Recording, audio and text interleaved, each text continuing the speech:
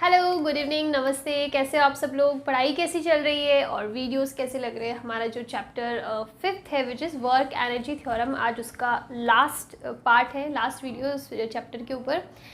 उसके बाद में हम लोग नेक्स्ट चैप्टर की तरफ जाएंगे। तो पिछले वाले चैप्टर में हमने पढ़ा था पोटेंशियल एनर्जी, और आज हमारा जो वीडियो है इसमें फाइनल 2 टॉपिक रहते हैं। फर्स्ट टॉपिक रहता है conservation of mechanical energy and the last is power, जो कि एक बहुत ही छोटा सा टॉपिक है। तो चलिए शुरू करते हैं। तो सबसे पहले जो हम लोग बात करने वाले हैं वो है conservation of mechanical energy. Conservation of mechanical energy. क्या मतलब है मैकेनिकल एनर्जी का? क्या होता है मैकेनिकल एनर्जी? मैकेनिकल एनर्जी होता है, mechanical energy is what? Potential energy plus kinetic energy. तो देखो, मैं ये नहीं बोलती कि ये वाला जो कंजर्वेशन ऑफ लॉ है, ये जो लॉ है वो हमेशा वैलिड होगा, लेकिन मुझे ये पता है कि जो वर्क एनर्जी थ्योरम है ना, जो हमने पढ़ी थी, वो हमेशा ही वैलिड रहेगा। वो चाहे कोई कंडीशन उसमें कुछ है ही नहीं, वो हमेशा वैलिड रहेगा। The total work done is what is change in kinetic energy. तो हम लोग उसी को लेके चलते हैं, उसी से लेकर हम लोग उसी को लेके इसको प्रूव करने की ट्राई करते हैं। तो we have what? Total work done is change in kinetic energy. Okay, so total work done. अब हम लोग सारे टाइप के फोर्सेस, सारे टाइप के वर्क डन पढ़ चुके हैं। Work done by conservative forces, work done bye non conservative forces, work done by external forces, जो फ्रिक्शन वगैरह, वो भी हम लोगों ने पढ़ लिया। तो हमारे पास सारे फोर्सेस है, तो मैं इसको लिख सकती हूँ टोटल वर्क डन को work done by internal forces plus work done by external forces. एक बार को मैं इसको ऐसे लिख देती हूँ, ठीक है। अब मैं बात कर रही हूँ कि work done by internal forces में 2 है। एक बार work done by internal conservative forces plus work done by internal what? Non conservative forces plus work done by external forces equals to change in kinetic energy. मैं इसको ऐसा लिख सकती हूँ ना, इसमें तो कोई प्रॉब्लम नहीं है। अब हमने हमारी जो पोटेंशियल एनर्जी की डेफिनेशन थी वो क्या थी? Potential change in potential energy is what? Negative of work done by internal conservative forces. यही हमारी डेफिनेशन थी। तो क्या मैं ये वैल्यू यहाँ पे पुट नहीं कर सकती? कर सकती हूँ ना पुट। तो मैं सिंपली क्या करने वाली हूँ, मैं इसकी जगह लिख देती हूँ negative of work done, because negative of work done था ना, तो मैं यहाँ पे negative of change in potential energy कर लेती हूँ, plus work done by internal conservative non conservative forces plus external work done is what? Change in kinetic energy. अब मैं इसको उधर ले जाती हूँ, तो मेरे पास क्या बचने वाला है? मेरे पास रह रहा है internal non conservative forces plus external forces की वजह से जो वर्क डन है वो है change in kinetic energy plus change in potential energy. D you है ना, तो इसको पोटेंशियल एनर्जी लिख सकते हो। ये माइनस जाके इधर जाके क्या प्लस हो जाएगा? ये होता है हमारा, ये तो वही है ना, सेम हमारा वर्क एनर्जी थ्योरम है, सेम है, बस मैंने उसको थोड़ा सा ऊपर नीचे करा है, पोटेंशियल एनर्जी के टर्म में वगैरह ऐसे लिख दिया, लेकिन जो रिलेशन है वो तो सेम ही है। अब देखो, मुझे पता है कि इसकी वैल्यू क्या होती है, मैंने अभी आपको डिफाइन करा कि ये क्या होता है मैकेनिकल एनर्जी। वो होता है change in kinetic energy plus change in potential energy, या फिर kinetic energy plus potential energy. ये होता है हमारे पास मैकेनिकल एनर्जी। अगर हमें कंजर्व करना है इसको, अगर मुझे फॉर एग्जांपल मेरे पास है कोई एक टर्म है, उसका मैंने x के रिस्पेक्ट में डिफरेंशिएशन कर दिया, इसको 0 लिख दिया। इसको जो मैंने 0 लिखा ना, जब भी किसी क्वांटिटी का डिफरेंशिएशन 0 होता है ना, चेंज 0 होता है, तो हम लोग लिखते हैं वो क्वांटिटी क्या है? कांस्टेंट है। कांस्टेंट का मतलब कंजर्व है, मतलब ये एक सिस्टम में जितनी होगी ना, दूसरे सिस्टम में भी उतनी ही रहेगी, इसकी वैल्यू में कोई चेंज नहीं आएगा। ये होता है हमारे पास। तो वही रिलेशन हम लोग यहाँ पे लगाते हैं कि अगर हमें इस एनर्जी को कंजर्व करना है, वो भी चेंज है, ये क्या है? चेंज। अगर चेंज को कंजर्व करना है तो मेरे पास इसकी वैल्यू क्या होनी चाहिए? 0 होनी चाहिए। तो इसका मतलब WINCF यानी non conservative forces plus external अगर 0 हुआ तो हमारे पास क्या आ जाएगा? Change in kinetic energy plus change in potential energy भी क्या हो जाएगा? 0 हो जाएगा। इसका मतलब kinetic energy, change in kinetic energy क्या होता है? KE final minus KE initial, plus का potential energy final minus potential energy initial equals to 0। मैं इसको ऐसे लिख सकती हूँ ना, कोई प्रॉब्लम नहीं है। अब देखो, अब मैं इसको किस टर्म में लिख सकती हूँ पता है? मैं लिख सकती हूँ KEF plus PEF equals to, ये हो जाएगा माइनस माइनस, ये माइनस और ये माइनस, उधर की साइड जाके क्या हो जाएगा? पॉजिटिव। तो पॉजिटिव जाके ये काइनेटिक लिखो आप, तो ये हो जाएगा kinetic energy initial plus potential energy initial. आ रहा है? ऊपर वाली चीज़ हटा देते हैं और भी अच्छे से लिखते हैं। तो इसका मतलब जब कोई ऐसा सिस्टम है जिसमें इंटरनल नॉन कंजर्वेटिव फोर्सेस और एक्सटर्नल फोर्सेस का रोल ज़ीरो हुआ, उनके थ्रू कोई भी वर्क डन नहीं हुआ, ऐसा सिस्टम जिसमें non conservative internal non conservative forces and external work done zero, मतलब इस टाइप के फोर्सेस के थ्रू वर्क डन क्या हो, ज़ीरो। तो उस केस में हमारे पास क्या रिलेशन आएगा, हमारे पास रिलेशन आएगा final plus potential energy final equals to initial kinetic energy plus initial potential energy. और ये जो होता है ना, वही क्या होता है, हमारा law of conservation of mechanical energy. The reason is कि सिस्टम में कुछ चेंजेस हुए, उसके बाद में जितनी फाइनल एनर्जी है ना, फाइनल काइनेटिक प्लस पोटेंशियल क्या होती है, मैकेनिकल एनर्जी होती है। तो final mechanical energy equals to initial mechanical energy. इसका मतलब किसी भी टाइप का लॉस नहीं हुआ एनर्जी में। जो एनर्जी हमने सिस्टम को इनिशियली दी थी ना, चेंजेस होने के बाद भी वापस हमको उतनी एनर्जी मिल रही है, मतलब उसमें किसी भी टाइप का लॉस नहीं हुआ है, नहीं कोई हीट लॉस हुआ है, नहीं कोई एनर्जी लॉस हुआ है, नहीं किसी अदर फॉर्म में एनर्जी निकली, फॉर एग्जाम्पल लाइट की फॉर्म में, किसी भी फॉर्म में एनर्जी का किसी भी टाइप का लॉस नहीं हुआ। तभी तो ये वैलिड हो रहा है ना कि हमने जितनी एनर्जी स्टार्टिंग में सिस्टम को दी थी, मैकेनिकल एनर्जी हमको एंड में भी उतनी मिलेगी। और ये वैल्यू, ये जो लॉ है वो कब वैलिड होगा, जब हमारे पास जो internal conservative forces, non conservative forces sorry, और जो एक्सटर्नल फोर्स है उनके थ्रू जो वर्क डन हो ना, वो ज़ीरो हो तब।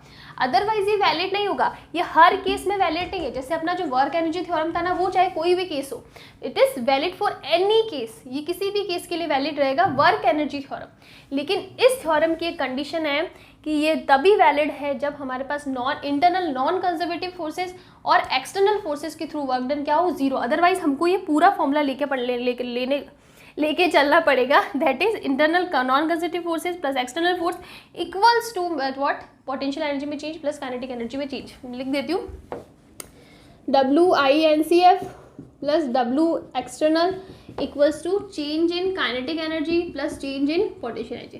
देखो, this is valid for any case because it is also the other form of work energy theorem, उसी का दूसरा फॉर्म है, तो ये हमेशा वैलिड रहेगा। लेकिन अगर हमको ये वैलिड करना है, तभी वैलिड होगा जब इस टर्म की वैल्यूड क्या होगी, ज़ीरो। तब हमारे पास law of conservation of mechanical energy होगा और वो वैलिड भी होगा।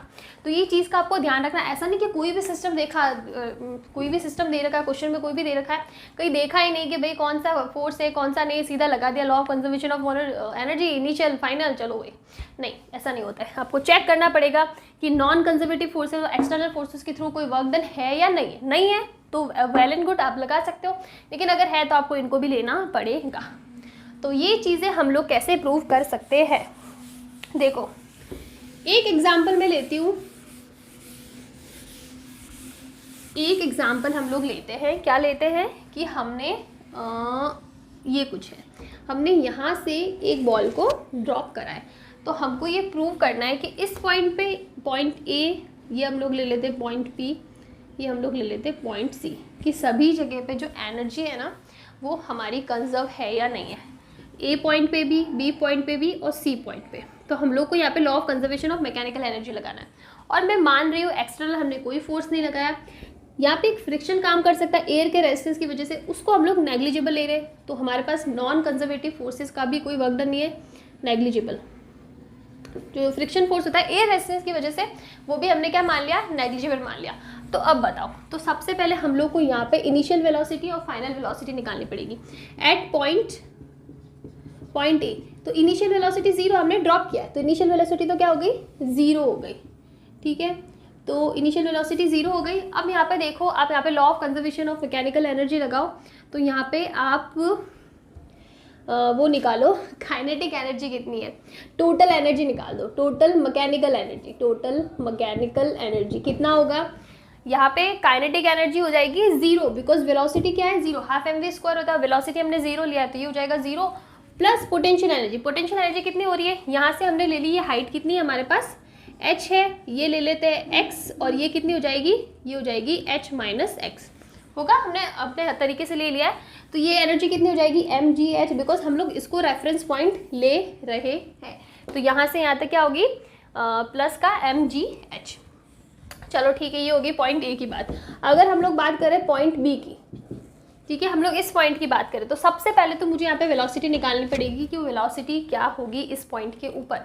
तो वेलोसिटी निकालने के लिए हम लोग क्या कर सकते हैं, हम लोग ले लेते हैं सेकेंड लॉ ले लेते, थर्ड लॉ ले लेते हैं। तो थर्ड लॉ हमारे पास क्या बोलता है, v square equals to u square plus 2as बोलते हैं। अब यहाँ पे हम लोग डायरेक्शन नहीं ले रहे बिकॉज हम लोग ऊपर से नीचे जाते हैं तो हाइट भी पॉजिटिव ले रहे हैं, तो उसी टाइप से जी भी पॉजिटिव हो गया। या फिर दोनों को नेगेटिव लेना है तो नेगेटिव नेगेटिव कैंसिल आउट हो जाएगा। ये सारी चीज़ें हम लोग पिछले चैप्टर में पढ़ चुके हैं। तो वी स्क्वायर, यहाँ पे वेलोसिटी हमको नहीं पता, यू स्क्वायर यहाँ से स्टार्ट करा तो कितना हो जाएगा 0 प्लस का 2g और हाइट कितनी दी मैंने ले ली x, तो v इक्वल्स टू क्या आ जाएगा रूट का 2gx होगा। तो इसका मतलब काइनेटिक एनर्जी क्या होगी, काइनेटिक एनर्जी हो जाएगी इस पॉइंट पे हाफ m v स्क्वायर यानी 2gx, तो m 2gx ओके, 2 से 2 कैंसिल हो जाएगा तो ये क्या बचेगा, kinetic energy equals to m नहीं कैंसिल हो रहा है, ये बचेगा mgx होगा। अब इस पॉइंट पे पोटेंशियल एनर्जी निकालो। पोटेंशियल एनर्जी क्या होगी, यहाँ से यहाँ तक क्या, पोटेंशियल एनर्जी हमने ये रेफरेंस लिया है, ये हमारा रेफरेंस है तो यहाँ से लेनी पड़ेगी। तो यहाँ से इस पॉइंट की हाइट क्या है, h माइनस एक्स है ना, तो ये क्या हो जाएगा mgh माइनस एक्स। अब टोटल एनर्जी निकालो, total mechanical energy, potential energy mgx plus का kinetic energy plus potential energy, तो ये जो h माइनस एक्स, mgx से mgx कैंसिल हो जाएगा, पीछे क्या बचेगा mgh। तो हमारे पास टोटल एनर्जी क्या हो रही है इधर mgh, इसको इक्वेशन 2 दे दो, इसको इक्वेशन 1 दे दो। अब हम लोग निकालते हैं पॉइंट सी पर, पॉइंट सी। तो पॉइंट सी पे देखो, यहाँ पे आकर इसकी वेलोसिटी कितनी होगी पार्टिकल की, वो हमको निकालना पड़ेगा। हम लोग अगेन लगा देते हैं ये वाली इक्वेशन, तो ये हो जाएगा v square equals to u square plus 2as। Velocity नहीं पता, यू यहाँ से यहाँ तक की बात करें तो यहाँ से वेलोसिटी हमने क्या ले ली 0, तो ये कितना हो गया 0 प्लस का 2gh, हाइट कितनी हो गई यहाँ से यहाँ तक की हाइट हो गई h ही होगी ना टोटल हाइट। हम लोग यहाँ से यहाँ, ओ सॉरी यहाँ पे ये 0 हो जाएगा, नहीं डिस्प्लेसमेंट की बात करें ना हम लोग, तो यहाँ से यहाँ तक का डिस्प्लेसमेंट हाइट h ही सही है। तो हमारे पास क्या हो जाएगा v इक्वल्स टू रूट का 2gh हो गया। तो हमारी जो काइनेटिक एनर्जी है ना वो कितनी आई, हाफ m v स्क्वायर यानी 2gh, 2 से 2 कैंसिल हो गया, कितना बचा mgh। अब इस पॉइंट पे पोटेंशियल एनर्जी कितनी होगी, पॉइंट सी पे, पॉइंट सी यहाँ पे पोटेंशियल एनर्जी कितनी होगी 0, क्यों, बिकॉज हम लोग इसी पॉइंट की बात कर रहे हैं और हमारा रेफरेंस लेवल भी क्या है यही है। तो यहाँ से यहाँ तक की डिस्टेंस तो 0, पोटेंशियल एनर्जी 0, तो हमारी टोटल मैकेनिकल एनर्जी यहाँ लिख देती हूँ। टोटल मैकेनिकल एनर्जी कितनी हो रही है mgh, this is our equation number 3। अब आप कंपेयर करो तीनों इक्वेशन को, तीनों पॉइंट पे हमारी जो टोटल मैकेनिकल एनर्जी क्या आ रही है, सेम आ रही है। इसका मतलब यहाँ से यहाँ तक का देखिए तो भी हमारी एनर्जी सेव है, तो यहाँ से यहाँ देखें तो भी हमारी एनर्जी कंजर्व है। तो इससे हमारा law of conservation of mechanical energy prove होता है।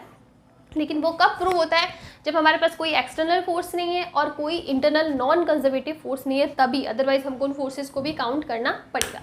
अभी हम लोग कुछ न्यूमेरिकल्स कर लेते हैं।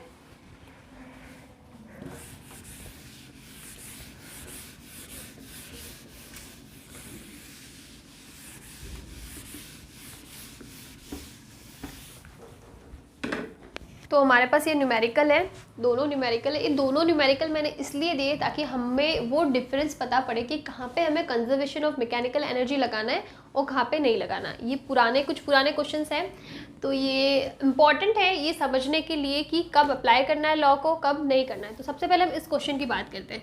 क्वेश्चन के अंदर हमको दिया हुआ है कि कोई इस टाइप का एक कर्व है, वहाँ पे स्टार्टिंग में हमारे पास कोई एक मास m है, ठीक है। फिर उसके बाद में जब ये यहाँ से स्लिप होना स्टार्ट करता है तो यहाँ पे एक स्प्रिंग लगा रखी है मैंने, और इस स्प्रिंग को जैसे ही मास इसके ऊपर गिरेगा स्प्रिंग थोड़ी सी कंप्रेस होगी, तो वो कंप्रेशन मैक्सिमम कितना होगा वो हमें फाइंड करना है। तो अब यहाँ पे देखो मैंने ये दे दिया कि ये क्या है, हमारा स्मूथ है।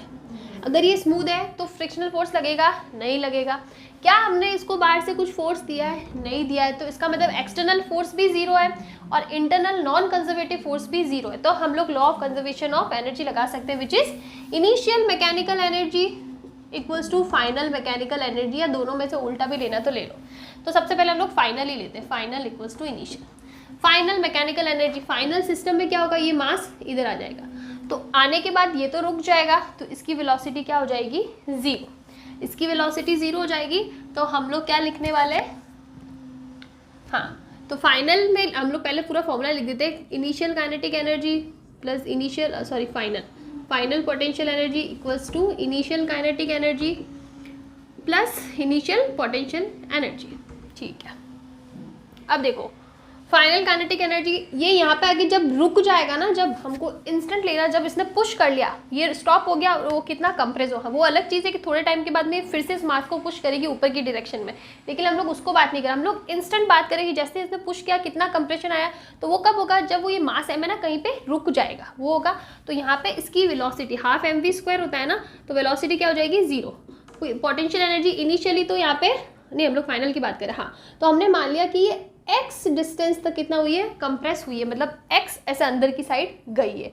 ये देखो सिचुएशन आपको समझ में आने बहुत ज़रूरी है। हमने यहाँ से मास m को फेंका या फिर ड्रॉप किया, यहाँ पे ड्रॉप हुआ, कोई बाहर से फोर्स नहीं लगाया, ऑर्बिटल वहाँ पे रखा ना, तो उसमें स्लोप था, तो इसकी वजह से वो नीचे की डायरेक्शन में आ रहा है।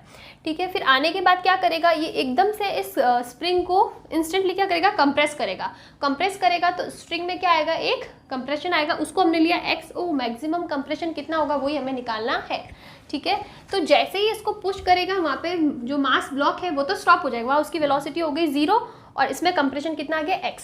तो इसलिए हमने काइनेटिक एनर्जी हम लोग ऐसे लिख देते, काइनेटिक एनर्जी 0 और पोटेंशियल एनर्जी स्प्रिंग की क्या होती है, हाफ kx²। और x क्या होता है, जितना कंप्रेशन या फिर जितना एलोंगेशन हुआ होता है। यहाँ पे कंप्रेशन हो रहा है और इसमें पॉजिटिव नेगेटिव कुछ होता ही नहीं है, दोनों में ही प्लस ही होता है, तो हाफ kx² हो जाएगा। इनिशियल काइनेटिक एनर्जी, यहाँ से इसकी कुछ वेलोसिटी v होगी जिससे ये चला होगा नीचे की डायरेक्शन में। तो इनिशियल काइनेटिक एनर्जी लेट से इसके पास कुछ तो वेलोसिटी होगी तभी ये जाके नीचे जाएगा ना, कुछ तो इनिशियल काइनेटिक एनर्जी इसके पास होगी, वरना तो कुछ होगा ही नहीं, तो वो तो वहीं का वहीं पड़ा रहेगा। तो इसके पास इनिशियली वेलोसिटी v थी, तो इसकी काइनेटिक एनर्जी हो गई हाफ mv²। और इनिशियल पोटेंशियल एनर्जी, इनिशियली तो ये यहाँ पे था ही नहीं और ये स्प्रिंग ऐसे नॉर्मल नेचुरल लेंथ पे थी, इस पर कोई कंप्रेशन नहीं था, तो क्या हो जाएगा 0। तो सिंपल हमारे पास फॉर्मूला आने वाला है half kx² equals to half mv²। Half से हाफ कैंसिल हो जाएगा और आ जाएगा x² equals to mv² upon k, and x जो मैक्सिमम हम लोग निकालना चाहते हैं वो कितना आ जाएगा mv² अपॉन k। तो इस टाइप से आपको ये कंप्रेशन लेना है। अभी हम लोग बात करते हैं इसकी, ठीक है, हमारे पास जो दूसरा केस है ना उसकी बात करते हैं। तो आप देखो इधर, यहाँ पे हमने क्या केस लिया, एक स्प्रिंग है, उसका मास ले लो कुछ 1 kg ले लो, सिंपल रखते हैं कैलकुलेशन को। आपने इसका मास लिया 1 kg और ये स्प्रिंग का जो स्प्रिंग कांस्टेंट है वो दे रखा है 50 न्यूटन पर मीटर, और ये किसी सरफेस पे ना, वो सरफेस स्मूथ नहीं है, यहाँ पे क्या फ्रिक्शन है और कोफिशिएंट ऑफ फ्रिक्शन भी हमें दे रखा है 0.5। अब हमने क्या किया है कि इसकी नेचुरल लेंथ यहाँ पे है, ये स्प्रिंग की नेचुरल लेंथ, इसको थोड़ा सा अंदर की साइड कंप्रेस किया हुआ, ये हमारी इनिशियल सिचुएशन बता दी कुछ यहाँ पे। अब इसको, और ये जो नेचुरल लेंथ है ना उससे कितना अंदर की साइड है, 2 सेंटीमीटर अंदर की साइड है। ठीक है, हमने मान लिया। अब हमें ये निकालना है कि हम इसको मैक्सिमम कितना पुश करें कि जिसके बाद में ये जो मास है ना इसकी वेलोसिटी 0 हो जाए, मतलब कहाँ पे जाके ये मास स्टॉप हो जाए, कितना मैक्सिमम इसको खींच सकते हैं वो हमें निकालना है। किस डिस्टेंस पे कितना खींचे कि वहाँ जाके बस उससे ज़्यादा नहीं हो पाएगा, वहाँ पे जाके ये मास स्टॉप कर जाएगा, हमें ये वैल्यू निकालनी है। Find the position where the mass stops, वो किस पे डिपेंड करता है, आपने स्ट्रेच किया, बस एक मैक्सिमम एक लेवल तक स्ट्रेच कर पाओगे, उसके बाद तो नहीं कर पाओगे, वहाँ पे जाके आपको रुकना ही पड़ेगा। तो हमें ये निकालना है कि वो कितना होगा। तो हमने मान लिया कि ये हमारी नेचुरल लेंथ है, ये हमारी नेचुरल पोजीशन है, तो यहाँ से कोई x डिस्टेंस पे जाके ये क्या हो जाएगा, स्टॉप हो जाएगा मास। तो हमें वहाँ पे ये x डिस्टेंस फाइंड करनी है। तो हम लोग कैसे करेंगे, देखो सबसे पहली बात आती है, क्या हम इधर law of conservation of energy लगा सकते हैं, नहीं लगा सकते। द रीज़न इज, यहाँ पे फ्रिक्शन काम कर रहा है, रफ प्लेस है, फ्रिक्शन होगा, ये इस डायरेक्शन में मूव कर रहा है ना, तो इस डायरेक्शन में क्या लगेगा, फ्रिक्शन फोर्स लगेगा, और फ्रिक्शन क्या होता है, नॉन कंजर्वेटिव फोर्स है। तो इसका मतलब हम लोग law of conservation of mechanical energy नहीं लगा सकते, लेकिन हम ये लगा सकते हैं, W नॉन कंजर्वेटिव फोर्स होता है उसको WF लिख रही हूँ, plus W external equals to kinetic, change in kinetic energy plus change in potential energy. अब एक्सटर्नल फोर्स कोई हमारे पास है नहीं, तो इसको हम लोग 0 ले लेते हैं, तो हमारे पास WF equals to change in kinetic energy plus change in potential energy बचता है। अब देखो आपको कैसे करना है। सबसे पहले WF कितना होगा, ये होगा frictional force multiply by what, displacement को मैं लिख देती हूँ DS। अब इसकी वैल्यू कितनी आएगी आप चेक करो, फ्रिक्शन फोर्स की वैल्यू कितनी होती है, μn, एक चीज़ आप यहाँ पे देखो, इसको हम लोग खींच इस साइड रहे, इसका मतलब इसका डिस्प्लेसमेंट इस डायरेक्शन में रहा है, लेकिन फ्रिक्शन कहाँ लग रहा है, इस डायरेक्शन में। फ्रिक्शन हमेशा रिलेटिव स्लिपिंग की ऑपोजिट डायरेक्शन में लग रहा है। इसको ऐसे खींच रहे हैं ना, तो इस डायरेक्शन में रिलेटिव स्लिपिंग हो रही है, तो इस डायरेक्शन में फ्रिक्शनल फोर्स लगेगा। तो दोनों की डायरेक्शन एक दूसरे के ऑपोजिट है, या फिर हम लोग बोल सकते हैं थीटा कितना है 180 डिग्री, तो इसलिए क्या आएगा, माइनस आएगा। तो माइनस का म्यू एन। और डिस्प्लेसमेंट, अब देखो डिस्प्लेसमेंट कितना होगा, डिस्प्लेसमेंट होगा ये तो इतना 2 सेंटीमीटर तो हमें गिवन है, प्लस एक्स, टोटल इतना डिस्प्लेसमेंट हो रहा है ना यहाँ से लगाकर यहाँ तक, तो ये तो 2 दे रखा है और आगे जाके किसी x डिस्टेंस पे रुक रहा है, तो ये x होगा, तो हम लोग क्या लिखेंगे 2 + x होगा। अब आप देखो WF इक्वल्स टू माइनस का म्यू की वैल्यू क्या होती है, mg n, mu mg n, sorry minus का म्यू mg, और ये हो जाएगा 2 + x। अब वैल्यूज पुट करो, -0.5 हो जाएगा, और m की वैल्यू 1 है, g की वैल्यू 10 है, और ये तो 2 + x ही रहने वाला, तो ये कितना हो जाएगा 5 ही होगा ना, 5 2 + x। ये हो गया हमारा वर्क डन। किसके थ्रू ये वर्क डन है, ये है फ्रिक्शनल फोर्स के थ्रू। अब हम लोग आगे करते हैं, हमारे पास ये वैल्यू आ गया किसका, जो फोर्स, जो फ्रिक्शन है वो कितना वर्क डन कर रहा है, उसकी वैल्यू आ गई, आ जाएगा नेगेटिव में। अब हम लोग लगाते हैं कंजर्वेशन ऑफ एनर्जी। तो कंजर्वेशन ऑफ एनर्जी क्या बोलता है, WF हमारे पास है एक्सटर्नल 0 हो गया, तो इसकी value 0 equals to change in kinetic energy plus change in potential energy, या फिर ये हमारे पास वैल्यू दे रखी है 5 2 + x equals to kinetic energy final minus kinetic energy initial, या फिर थोड़ा अच्छे से लिखते हैं प्लस पोटेंशियल एनर्जी माइनस का kinetic energy initial plus potential energy initial, इस टाइप से। अब हमें निकालनी है इनिशियल और final energies. Final kinetic energy, देखो हमने इसको यहाँ से खींचा और ये कितना जाता है फाइनल, उसके बाद में हमें वो चीज़ निकालनी है। तो यहाँ तक जाएगा, और वहाँ पे भी हम लोग क्या पूछे, जहाँ पे ये मास ब्लॉक है ना वो स्टॉप कर जाए, अगर वो स्टॉप कर जाए तो फाइनल वेलोसिटी क्या हो जाएगी, काइनेटिक एनर्जी क्या हो जाएगी 0, वेलोसिटी 0, तो काइनेटिक एनर्जी भी 0, फाइनल पोटेंशियल एनर्जी भी 0, बिकॉज इतना यहाँ पे खींचने के जस्ट बाद ये तो स्प्रिंग तो इसको छोड़ ही देगी मास को, तो स्प्रिंग तो वापस अपनी नेचुरल लेंथ पे चली जाएगी, तो उसकी पोटेंशियल एनर्जी क्या हो जाएगी 0, ठीक है। Minus initial kinetic energy again 0, because यहाँ पे भी ये स्टेबल था, इसको खींचने की कंडीशन बाद में आई है, तो यहाँ पे भी ये 0, प्लस इनिशियल पोटेंशियल एनर्जी। हाँ, इनिशियली आप देखो ये अपनी नेचुरल लेंथ से थोड़ा सा अंदर की साइड हमने इसको पुश कर रखा था, तो इनिशियल काइनेटिक पोटेंशियल एनर्जी हो जाएगी हाफ k(x²), x की वैल्यू कितनी है 2, तो 2 का स्क्वायर लिख देते हैं, तो ये क्या हो जाएगा -5 2 + x इक्वल्स टू हो जाएगा माइनस का हाफ k4 लिख देते हैं, माइनस माइनस कैंसिल हो जाएगा, ये बचेगा 10 + 5x इक्वल्स टू 2k, यही होगा ना, 2k ही हो रहा है।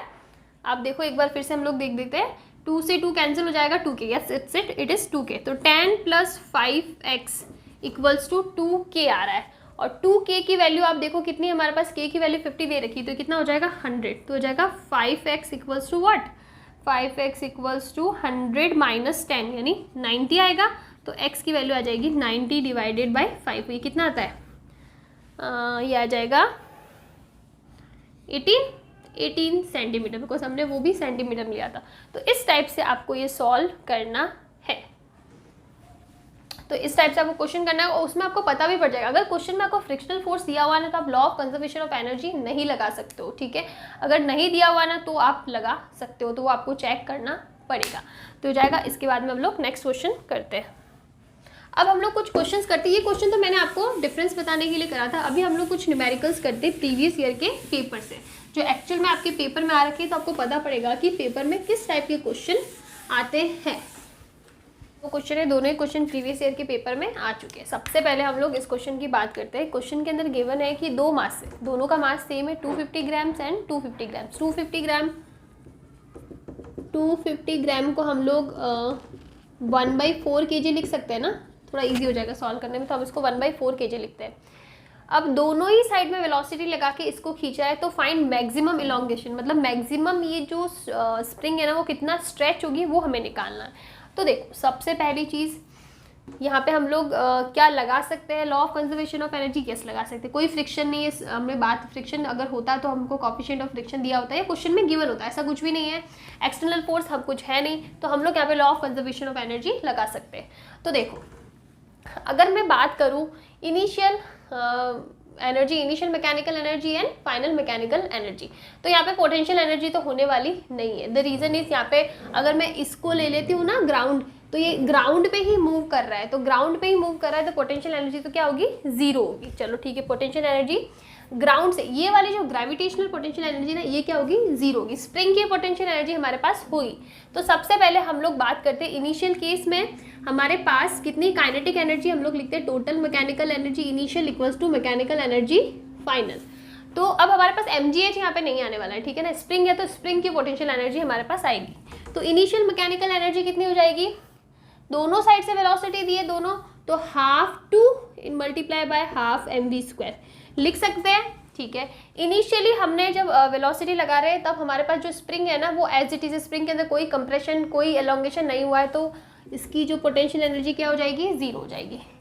फाइनल वाले केस में क्या होने वाला है हमारे पास, जब ये पूरा का पूरा स्ट्रेच हो जाएगा उसके बाद में वेलोसिटी कांस्टेंट हो जाएगी ना, उसके बाद में हम लोग और वेलोसिटी तो इसको नहीं दे रहे, तो वहाँ पे काइनेटिक एनर्जी जीरो हो जाएगी, मतलब उसके बाद में और हमने इसको खींच के यहाँ पे रख दिया। अब मुझे बताओ इसकी एनर्जी, अब क्या मैं इसको और खींच रही हूँ, नहीं, जितना खींच सकती थी ना मैक्सिमम हमने खींच लिया, उसके बाद में आप और इसको मोशन और इसको आप वेलोसिटी नहीं दे सकते, तो मतलब वहाँ पे जाके आपका जो ब्लॉक है वो स्टेबल मतलब रुक गया, वहाँ पे और वेलोसिटी नहीं है, तो वो फाइनल काइनेटिक एनर्जी जीरो और फाइनल पोटेंशियल एनर्जी कितनी हो जाएगी। हमने माना कि टोटल देखो ये स्प्रिंग तो एक ही है, तो मुझे एक ही साइड का डिस्प्लेसमेंट मतलब एक ही डिस्प्लेसमेंट लेना पड़ेगा। अगर मैं मान लेती हूँ और दोनों का वेट भी सेम है, तो अगर इस साइड x/2 हो रहा है तो इधर भी x/2 होगा, अगर इधर x हो रहा है तो इधर भी x होगा। लेकिन एक ही स्प्रिंग है तो मैं मान लेती हूँ इधर भी x/2 हो रहा है और इधर भी क्या हो रहा है, x/2 हो रहा है, तो टोटल कितना हो जाएगा x, तो मैं लिखूंगी हाफ kx²। अगर आपकी इच्छा है ना x लिखने की तो आप x लिख दो, ठीक है, बस वो आपकी अंडरस्टैंडिंग होनी चाहिए कि आपको कितना लेना है। तो चलो ठीक है, हमने ये बोल दिया, तब हमारे पास क्या हो जाएगा, ये तो कैंसिल आउट हो जाएगा, mv² equals to what, half kx², ये रिलेशन हमारे पास आ जाएगा। अब आप देखो यहाँ पे हमें k की वैल्यू गिवन है और मास की वैल्यू भी गिवन है। मास की वैल्यू कितनी है, 1/4 v² equals to half k की वैल्यू कितनी गिवन है, 2 मल्टीप्लाई बाय x², 2 से 2 कैंसिल हो जाएगा, तो हमारे पास बचेगा v² इक्वल्स टू 4x², और इसकी जगह अगर हम लोग लिखे x² इक्वल्स टू v²/4, तो x की वैल्यू हमारे पास क्या आ जाएगा, मैक्सिमम इलोंगेशन कितना हो जाएगा, v/2। अब देखो जो मैंने आपको बताया ना कि आप x की जगह 2x भी लिख सकते हो, तो हमारा जो हमें ये समझना पड़ेगा कि हमने ये जो x मैक्सिमम इलोंगेशन है ना, ये पूरी की पूरी स्ट्रिंग का है, पूरी की पूरी स्प्रिंग का है।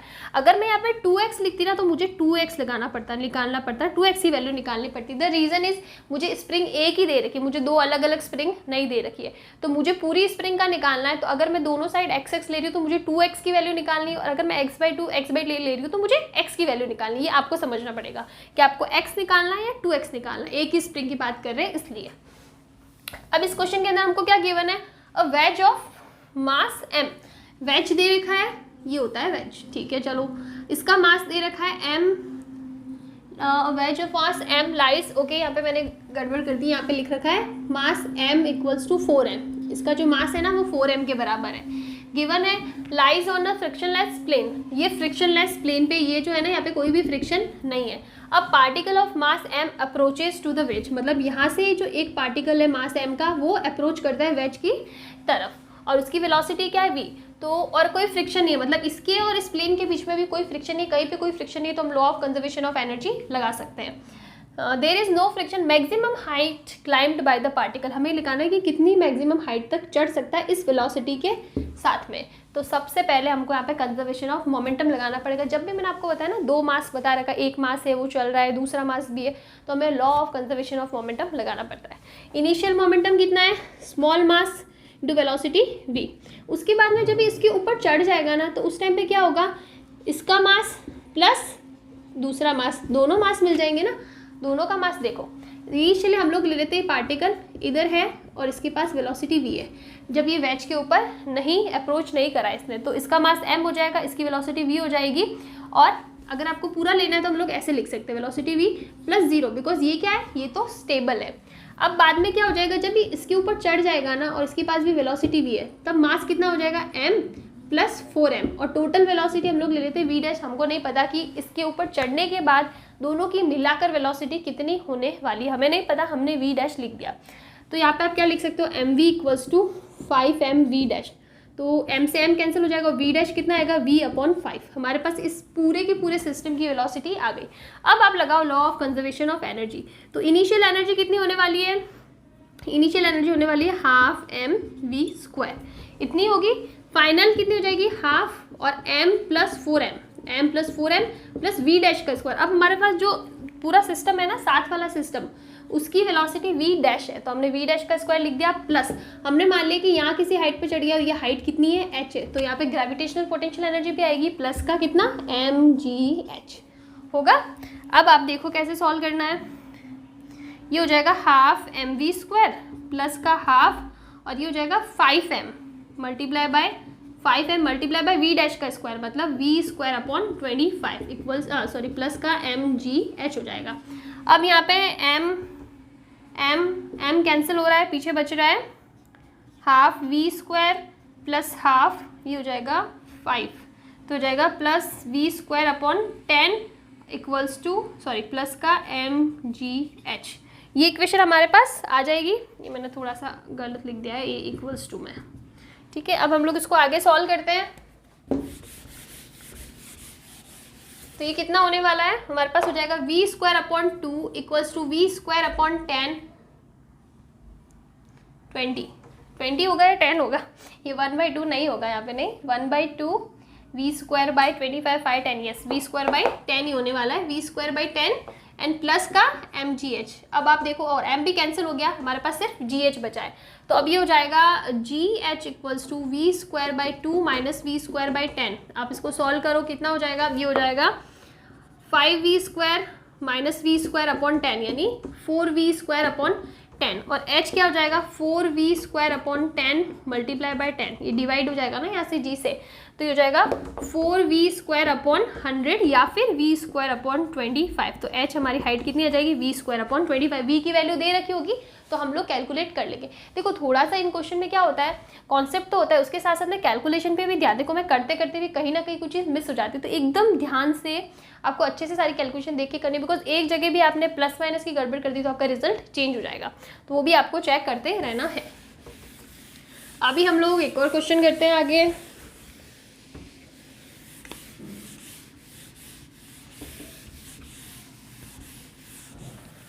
अब एक क्वेश्चन करते हैं, काफ़ी इंपॉर्टेंट क्वेश्चन है, HC वर्मा का क्वेश्चन है आई थिंक ये भी।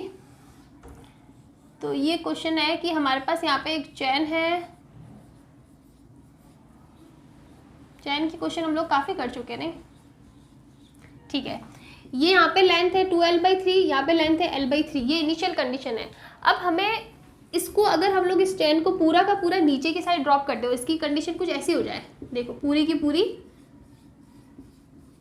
नीचे, ये पूरी लेंथ कितनी होगी इसकी, l, यहाँ पे आ जाए, तो उस टाइम पे जब ये नीचे की साइड गिर रही होगी ना पूरी की पूरी, तो ये हमने ले लिया पॉइंट A, ये भी पॉइंट A, तो इस पॉइंट A की वेलोसिटी कितनी होगी, देखो ये टेबल पे आपने इसको पकड़ के ऐसे कर दिया और नीचे गिरा दिया, तो एक किस वेलोसिटी से पॉइंट A गिरने वाला है, क्या वेलोसिटी रहेगी पॉइंट A की, वो हमको फाइंड करना है। तो कैसे निकालेंगे, यहाँ पे फ्रिक्शन, ये हमने ले लिया कि ये स्मूथ सरफेस है, फ्रिक्शन काम नहीं कर रहा है, एक्सटर्नल फोर्स नहीं है, तो हम law of conservation of mechanical energy लगा सकते हैं। चलो लगा देते हैं। Initial mechanical energy equals to final mechanical energy. Initial kinetic energy, देखो इनिशियल ये तो स्टेबल था, इसकी कोई वेलोसिटी नहीं थी, तो initial potential energy kinetic energy होगी 0। इनिशियल पोटेंशियल एनर्जी हम लोग ले लेते हैं कि ये जो है ना, ये हमारा रेफरेंस है, तो इसके ऊपर जितना भी मास होगा उसकी पोटेंशियल एनर्जी, जो ग्रेविटेशनल पोटेंशियल एनर्जी, वो तो 0 होगी, बिकॉज इसी से इसकी डिस्टेंस 0। लेकिन ये वाला पार्ट तो नीचे की साइड है, तो हमें इसकी ग्रेविटेशनल पोटेंशियल एनर्जी लेनी पड़ेगी। अब इसकी हाइट यहाँ से कितनी लेंगे, l/3 लेंगे, नहीं लेंगे, बिकॉज मैंने बताया था जब भी एक सिंगल पार्टिकल वाला मास नहीं हो और मास ज़्यादा यूनिफॉर्म मास हो, ज़्यादा मास हो ना, तो आप जो सेंटर ऑफ मास होता है ना वहाँ से डिस्टेंस लेती है। आगे वाले चैप्टर जो आएगा हमारा रोटेशनल मोशन, उसके अंदर हम लोग और भी अच्छे से पढ़ने वाले हैं। लेकिन यहाँ पे ये चीज़ समझ लो कि जब भी मास यूनिफॉर्म हो और ज़्यादा मास हो ना, एक सिंगल पार्टिकल नहीं होगी, पूरा का पूरा बल्क में मास हो, तो वहाँ पे आपको क्या लेना है, सेंटर ऑफ मास लेना है। सेंटर ऑफ मास कहाँ ले रहे हैं हम लोग, एग्जैक्टली सेंटर में ले रहे हैं कि यहाँ पे होगा। तो आपको ये हाइट लेनी है, ये पूरी हाइट नहीं लेके सेंटर ऑफ मास तक की हाइट लेनी है। अगर ये L/3 है ना, तो ये सेंटर ऑफ जो मास होगा वो उसके हाफ डिस्टेंस पे होगा, तो ये होगा L/6। पहली चीज़ तो आ गई ये। दूसरा, हमने मान लिया कि पूरा का पूरा चैन का मास कितना है, m। तो ये जो ऊपर वाला है इसका मास होगा 2m/3 और इसका मास होगा m/3। इक्वल पोर्शन है, यूनिफॉर्म मास है, तो हम यूनिफॉर्मली लेंथ के अकॉर्डिंग मास ले सकते हैं। इसका 2m/3 होगा, इसका m/3 होगा। तो अब यहाँ पे जो पोटेंशियल एनर्जी वो क्या कहते हैं, mgh।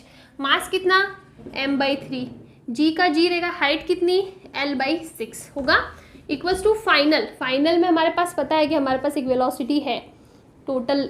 अब तो पूरा का पूरा मास आ गया ना, तो पूरी वेलोसिटी लेनी पड़ेगी आर्म mv² प्लस अब इसकी पोटेंशियल एनर्जी कितनी होगी, हमें वापस यहाँ पे किससे, इस सेंटर ऑफ मास से लेनी पड़ेगी, ये वाली हाइट। ये हमारा रेफरेंस पॉइंट है, तो यहाँ से ये हाइट लो। टोटल L है, तो सेंटर ऑफ मास से हाइट कितनी हो जाएगी, L/2, हाफ पे होता है, तो ये हो जाएगा प्लस mg और ये हो जाएगा L/2। अब आप इसको सॉल्व करो, ये हो जाएगा mgL/6 मल्टीप्लाई बाई 3 18 और equals to half mv² plus का mgL/2।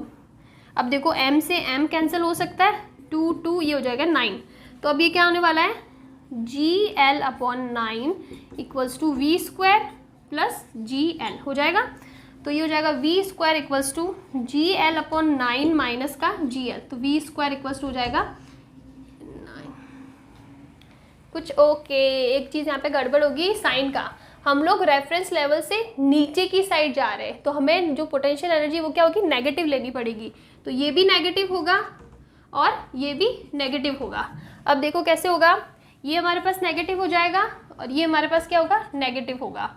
अब और आगे सॉल्व करें तो ये नेगेटिव होगा और ये नेगेटिव होगा, तो v² जो है ना वो क्या हो जाएगा, gl, ये हो जाएगा gl माइनस gl/9, तो ये आ जाएगा 8gl/9 और हमें वेलोसिटी निकालनी, तो √8 gl/9। तो इस पॉइंट की वेलोसिटी कितनी होगी, √8 gl/9। तो इस टाइप से आप सॉल्व कर सकते हो। ये जो पोटेंशियल एनर्जी है ना, इसको निकालने का तरीका मैंने आपको एक और बताया था जब हमने स्टार्टिंग में वर्क डन का जो फर्स्ट पढ़ा था ना वीडियो, उसमें क्या था, mgl/2n²। नीचे वाला पार्ट कितना रहता है, L/3, यानी n की वैल्यू क्या है, 3, तो mgl/2, 3 का स्क्वायर यानी 9, तो mgl/18 आप डायरेक्टली भी निकाल सकते हो। ठीक है, तो इस टाइप से करना। अभी हम लोग आगे 1-2 क्वेश्चन और कर लेते हैं।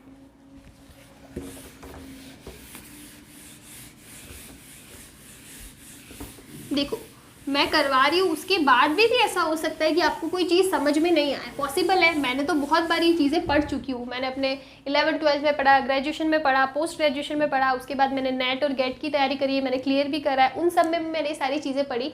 तो मैंने इन सारे टॉपिक्स को मल्टीपल टाइम्स पढ़ा है। उसके बाद में मैंने एक गवर्नमेंट एग्जाम भी क्लियर किया है, उसमें भी मैंने ये सब पढ़ा है।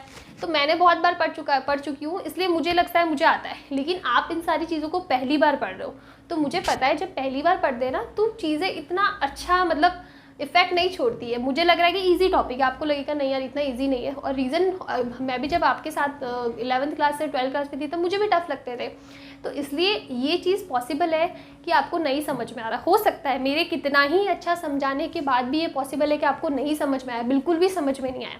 वीडियो को 1 बार देखो, 2 बार देखो, फिर भी नहीं समझ में आ रहा, आपकी कोई गलती नहीं। आप मुझे मैसेज करो, मुझे कमेंट करो वीडियो के नीचे कि मैम नहीं समझ में आया, वापस बताओ, ठीक है। या फिर इस पॉइंट पे ये चीज़ मुझे कन्फ्यूज़न दे रहा है, मुझे यहाँ पे नहीं क्लियर हो रहा है कि कैसे आया, तो मुझे कमेंट करो, मैं आपको बता दूंगी। बिकॉज ये पॉसिबल है कि एक नई चीज़ समझ में आ रही कोई, तो इसलिए इसमें कोई डरने वाली बात नहीं है। आप एकदम फ्री होके कमेंट करो कि मैम नहीं ये चीज़ पे कन्फ्यूज़न आ रहा है या नहीं समझ में आ रहा है, प्लीज़ यार एक बार फिर से ट्राई करो। तो मैं एक छोटा सा शॉर्ट वीडियो डाल के भी अपलोड करूँगी, लेकिन कर दूँगी, ठीक है। चलो अभी नेक्स्ट क्वेश्चन करते हैं। हमारे पास 2 क्वेश्चन है, दोनों के दोनों क्वेश्चन प्रीवियस ईयर के पेपर में आ चुके हैं। मैं मेरी मर्जी से क्वेश्चन नहीं करवा रही हूँ। तो सबसे पहले हम लोग इस क्वेश्चन की बात करते हैं।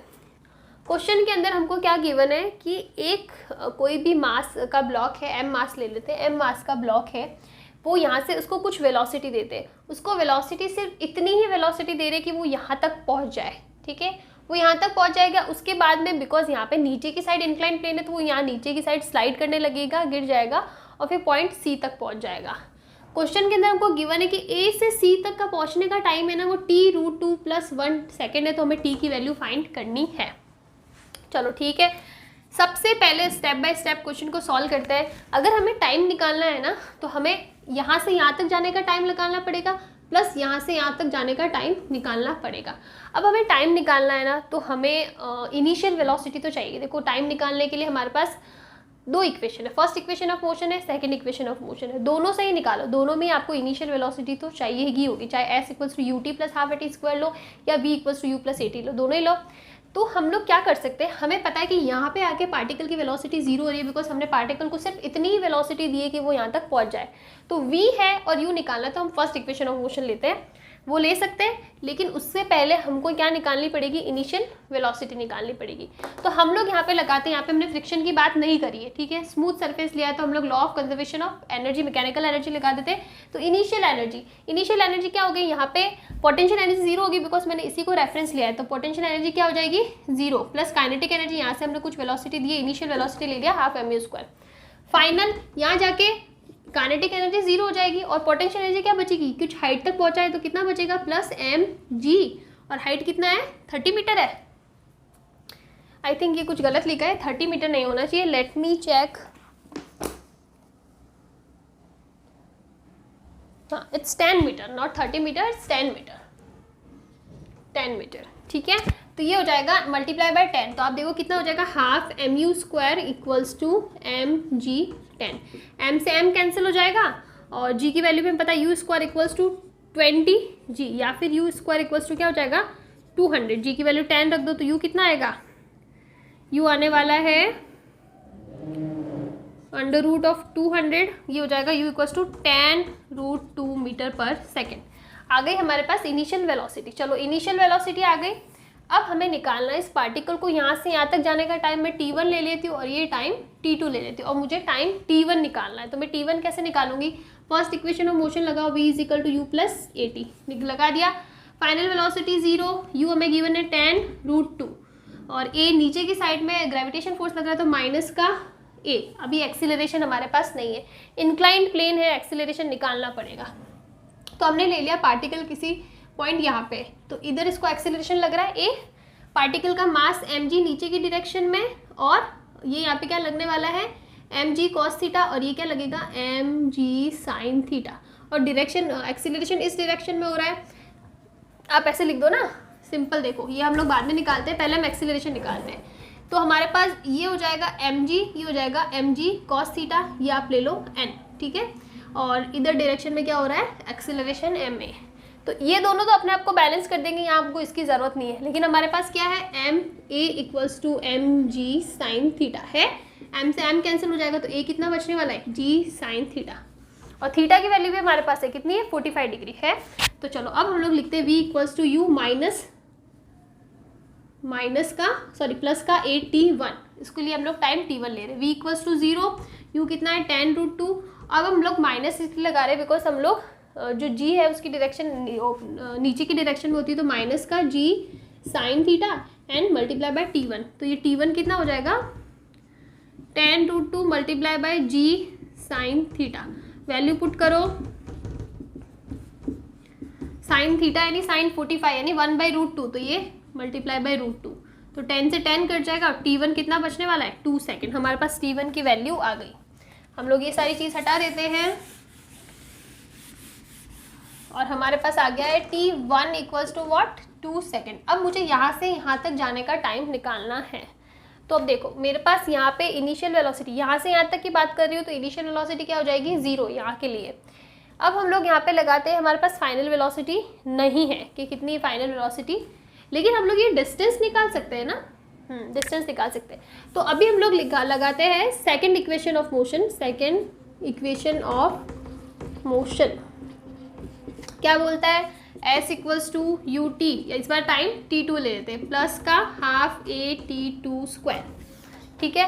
एक्सीलरेशन सेम एक्सीलरेशन होगी यहाँ पे भी, लेकिन यहाँ पे थीटा चेंज हो जाएगा, a = माइनस का g sin 30 डिग्री, इस बार 30 है तो 30 डिग्री हो जाएगा, और एस की वैल्यू निकालनी। एस कैसे निकालोगे? देखो अगर मैं इस ट्राइंगल की बात करूँ ना तो साइन 30 डिग्री की वैल्यू कितनी होती है?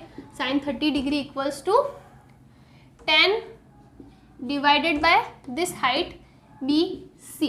तो बी सी की वैल्यू कितनी आ जाएगी? 10 अपॉन साइन 30 डिग्री, और साइन 30 की 1/2 होती है तो हम लोग इसको ले लेते हैं 20 मीटर। इसका मतलब ये जो डिस्टेंस है ना मेरे पास है 20 मीटर, और यही तो एस है ना, इस केस में यही एस भी है हमारा। तो आप यहाँ पे लिख दो 20 equals to u initial velocity यहाँ पे 0 प्लस या फिर माइनस करो इसको, और ये हो जाएगा, नहीं इस डायरेक्शन, इस बार माइनस नहीं होगा। द रीज़न इज इसका एक्सेलरेशन भी इसी डायरेक्शन में और ग्रेविटी भी इसी डायरेक्शन में है, तो इस बार इसका क्या होगा? पॉजिटिव ही होगा।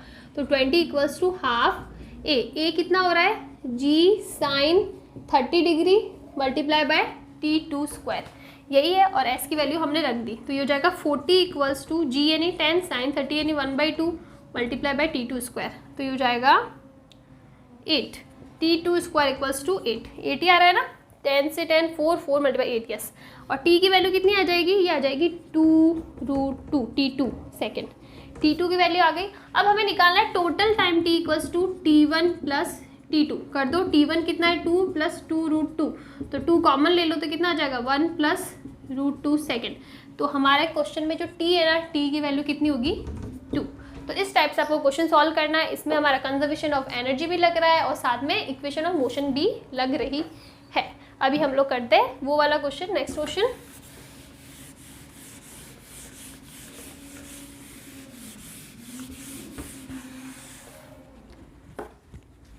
अभी हम लोग ये क्वेश्चन कर लेते हैं। वो पुराना वाला क्वेश्चन मैंने हटा दिया बिकॉज वो सेम कॉन्सेप्ट पे क्वेश्चन रिपीट हो रहा था, तो हम लोग कुछ दूसरे कॉन्सेप्ट का क्वेश्चन ट्राई करते हैं। क्वेश्चन के अंदर हमको गिवन है कि एक स्प्रिंग से, ये एक रिजिड सरफेस है, इसे स्प्रिंग को लगा रखा है, यहाँ पे एक मास m है। हम इस मास m को इस डायरेक्शन में x कंप्रेस करते हैं, ठीक है, कंप्रेस करके रख दिया। ये हमारी इनिशियल पोजीशन है कि हमने ऐसे कंप्रेस करके इसको रखा है, ठीक है। अब ये इनिशियल पोजीशन हो गया। अब जैसे हम लोग अपने हाथ को हटाएंगे, इस फोर्स को हटाएंगे, तो ये जाके ऐसे सर्कुलर मोशन में जाएगा, बिकॉज हम लोग बोल रहे हैं स्मूथ है, रफ नहीं है, ठीक है, यहाँ पे फ्रिक्शन काम नहीं कर रहा है, तो इसका मतलब ये सर्कुलर मोशन में जाने लगेगा। तो हमें ये निकालना है कि कितना इस कंप्रेशन, ये कितना कंप्रेस करे कि इस पॉइंट P पे जाके ये जो मास m फोर्स एक्सर्ट करे ना, उसकी वैल्यू कितनी हो? mg हो। इसका मतलब इसको हमने ऐसे दबाया, फिर छोड़ा, फिर ये ऐसे गया, फिर यहाँ पे आया ना, तब ये एक mg फोर्स इस P पॉइंट पे लगा रहा हो। तो उसके लिए हमको इसको कितना कंप्रेस करना पड़ेगा, इस x की वैल्यू निकालो। तो सबसे पहले हम लोग सर्कुलर मोशन की बात करते हैं यहाँ पे। तो यहाँ पे ये mg फोर्स एक्सर्ट करा है। mg का मतलब क्या? एक्सर्ट करा है, इसका मतलब वो नॉर्मल फोर्स का बराबर होगा। तो हमने ले लिया ये नॉर्मल फोर्स, जिसकी वैल्यू कितनी होनी चाहिए? mg।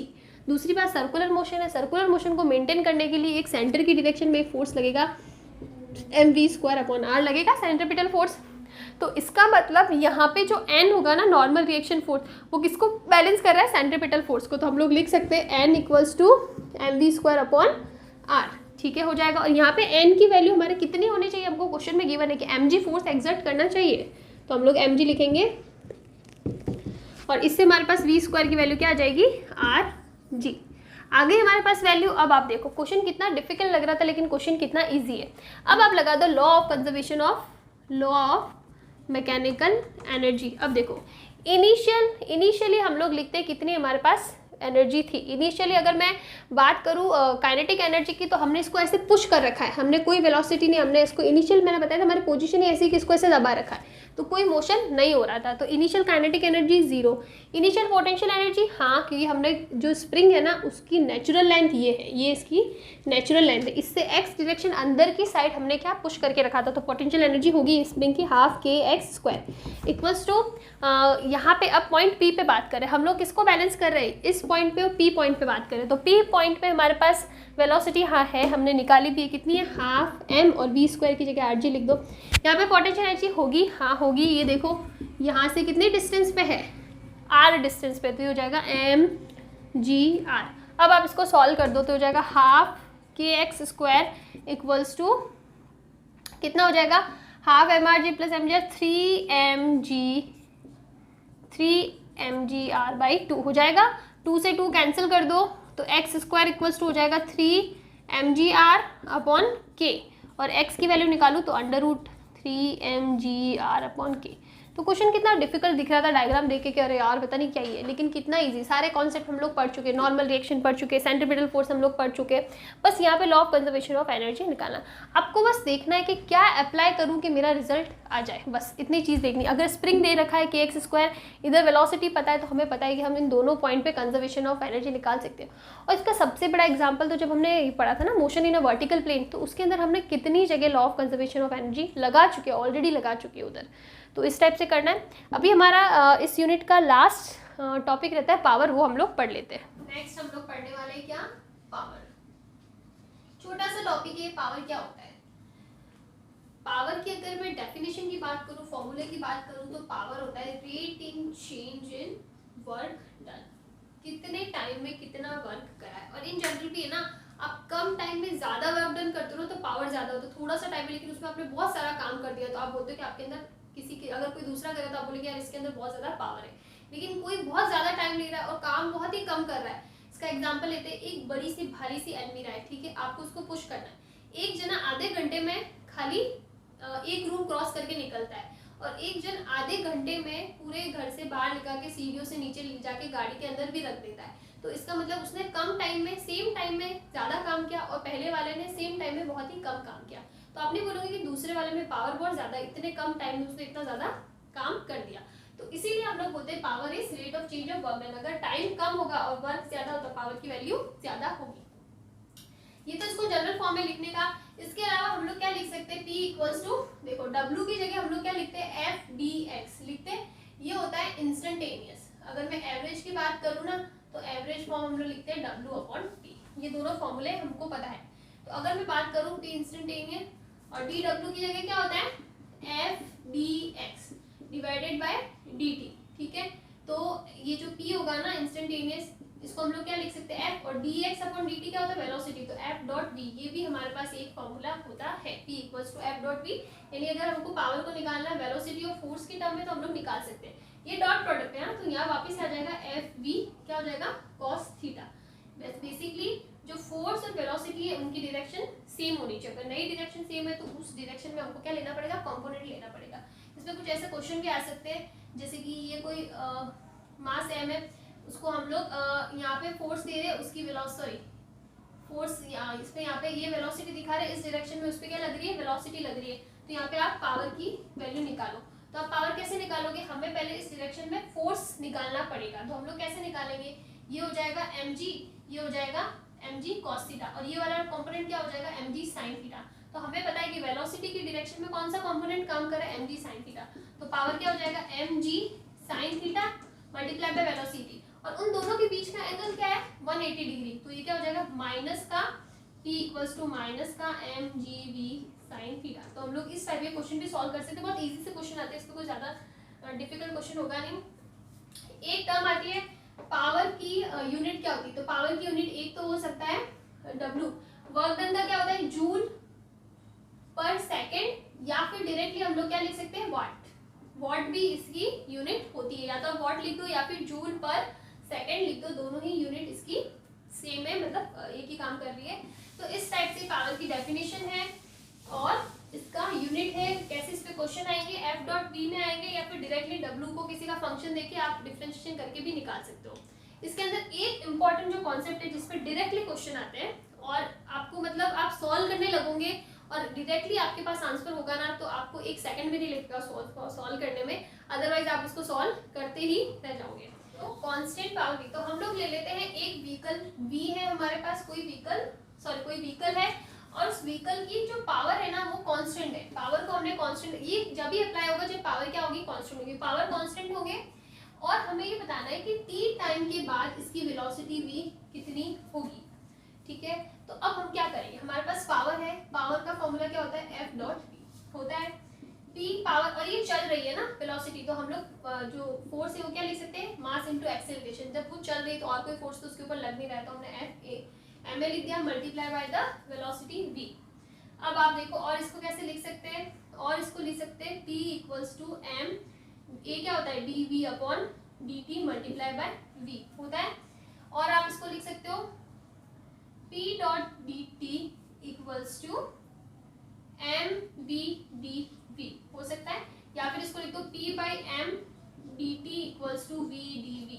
अब आप दोनों साइड क्या कर दो, इंटीग्रेशन कर दो, तो ये क्या हो जाएगा, p बाई एम तो कांस्टेंट है, पावर हमने पहले बोला कांस्टेंट है, मास तो कांस्टेंट, तो बाहर ले लो और टाइम क्या हो जाएगा t equals to V square upon 2, p dv का v स्क्वायर अपॉन 2 होता है। अब आप और इसको कैसे सॉल्व कर सकते हो, हमको क्या निकालनी, वेलोसिटी निकालनी है, तो हम लोग लिखेंगे 2p t by M equals to V square, और वेलोसिटी निकालना तो वेलोसिटी क्या हो जाएगा, under root of 2p upon m और t की power 1/2। This is very important, ये बहुत ही इंपॉर्टेंट फॉर्मूला है। अब क्वेश्चन कैसे बनेगा, क्वेश्चन आपको पूछेगा कोई भी बॉडी दे देगा और बोलेगा वो कांस्टेंट पावर डिलीवर कर रहा है, अगर वो कांस्टेंट पावर डिलीवर कर रहा है तो मुझे रिलेशन बताओ वेलोसिटी और टाइम में।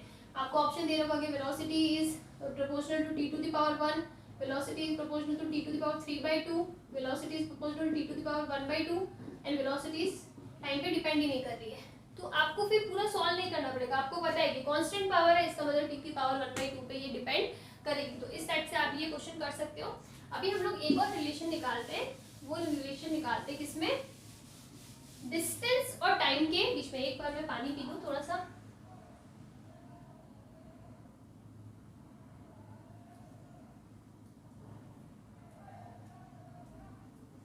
चलो ठीक है।